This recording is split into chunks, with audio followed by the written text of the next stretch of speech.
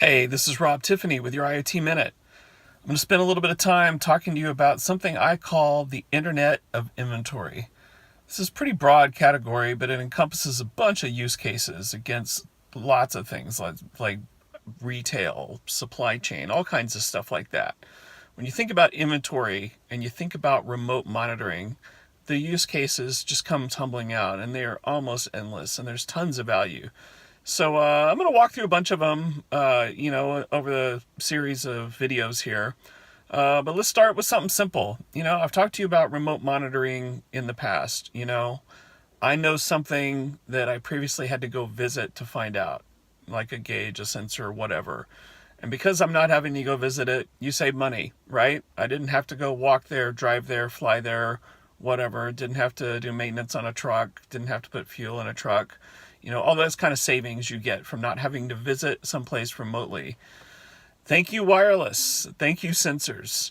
But let's talk about the Internet of Inventory and those kind of use cases. Let's bring it into retail. Let's think about something near and dear to my heart from my past life, vending machines. So when I got into the IoT space, and started bringing vending machines to life a long, long time ago, it was really hard back then. The first kind of thing you want to do is kind of that simple. I want to know what's the inventory in this vending machine. I got a vending machine with candy, chips, cookies. I've got vending machines with cold drinks, things like that. I'm typically a route driver getting in a pickup truck every day, and I'm driving around my route and visiting my vending machines to find out what their inventory is. So I know what to replace, that kind of stuff. I don't necessarily even know what to bring because I don't know what to replace until I arrive at the vending machine. So remote monitoring on vending around inventory is, as you can imagine, you've got a sensor-enabled vending machine that's telling you whenever someone is buying cookies and when they're buying chips and how many chips. And so in real time, you see the inventory movement of all these different products. And so that when it comes to someone who needs to restock that vending machine, well, they know what to bring. They know that this morning I've got to bring Snickers bars to this vending machine over here on this block, and powdered white donuts to that vending machine over on that block, and over in this skyscraper, they love Dr. Pepper, and in this little hospital over here, they sure do love Mountain Dew. I think you get the idea. But the cool thing is, when you have real-time knowledge of that Internet of Inventory, there's no more stockouts. No, that's a term that's used in that space. Basically, the takeaway is you should never have a vending machine that's out of a product that people want to have, right? They want to buy. Because if you don't have something they want to buy, they're going to go somewhere else or they may stop using you. That's the kiss of death in retail, as you might imagine. So you know what people want. You make sure you got that stuff stocked. Also, how are we saving money on this?